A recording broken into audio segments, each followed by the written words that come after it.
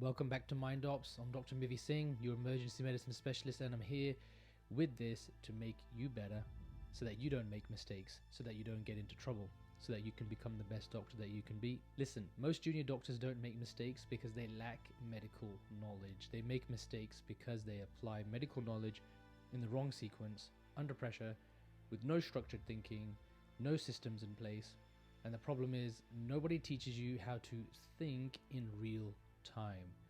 They only tell you what the books say, what the statistics are, and how to act and behave with the different practicals, OSCEs that you have. Now, in medical school, everything is super clean. You get symptoms, investigations, diagnosis, and management plan. This is what we call linear. In real life, patients are not linear. They arrive with undifferentiated symptoms, meaning many different pressures, issues, concerns.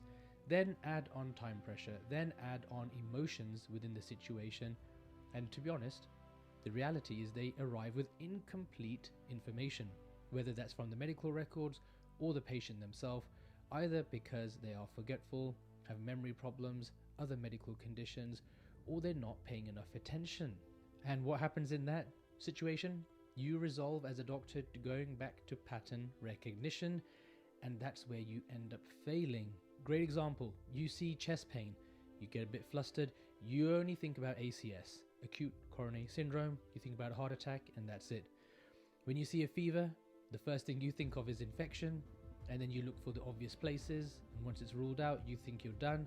You may miss something totally different, something very serious. You see breathlessness, the first thing you think of is asthma, COPD, chronic obstructive pulmonary disease.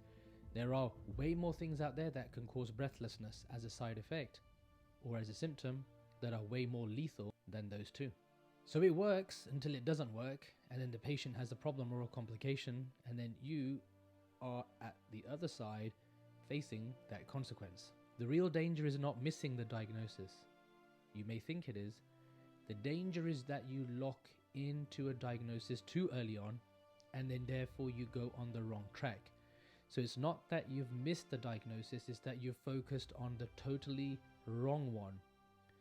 Doctors can miss a diagnosis, but they are on the right track, and the patient is then kept safe and will have a good outcome. But if you're locked in on the wrong diagnosis, you will end up making a totally different diagnosis, and you've never even thought or ruled out the most important ones, the most dangerous ones, the most emergency ones, or even the most life-affecting diagnosis. The first impressions happen super quick. You look at the triage notes, the first 30 seconds of the history, one or two clues, and then you start anchoring on what happens. Your brain says it's probably X, Y, or Z. It could be A, B, or C, and you're totally off track. Everything else basically gets filtered through that same false assumption. And then for you as that person, as that doctor for this patient, you basically start interpreting all investigation down that route for that diagnosis. So new data doesn't change your opinion, it doesn't change the diagnosis. It gets interpreted to fit into what you think it should be. Even abnormal signs get rationalized in that way. And this is not a knowledge problem, it's a cognitive structural problem. The real issue is that as a doctor, you are not taught a decision architecture. So you operate like this: gather information, you form an impression, get you to commit early on, and then start to adjust slowly if at all that even happens. But safe clinical reasoning should look totally different. You should generate multiple different hypotheses first, meaning multiple different diagnoses, keeping it super broad. Then actively rule out high risk, high urgent, emergency conditions, life-affecting conditions, and then start to whittle them out and work your way through until you get to a diagnosis which makes sense, which fits the patient features, not what your initial interpretation or understanding was.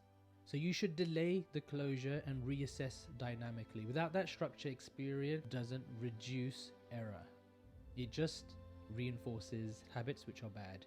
And that is why you can get doctors that have done 3, 5, 10, 15, 20, 50 years worth of work, and they still make the same errors, they make the same failures. They just do it quicker. You may take 1 hour, they may take 5. The same mistake is still made, and that is not good enough. So let's reframe. Let's change what we do. And the key shift is that clinical expertise is not about getting the right answer early.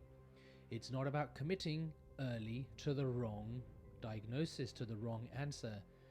An elite clinician actually doesn't just ask what is most likely, they ask what is most dangerous if I miss it? What will affect the patient the most if I get it wrong?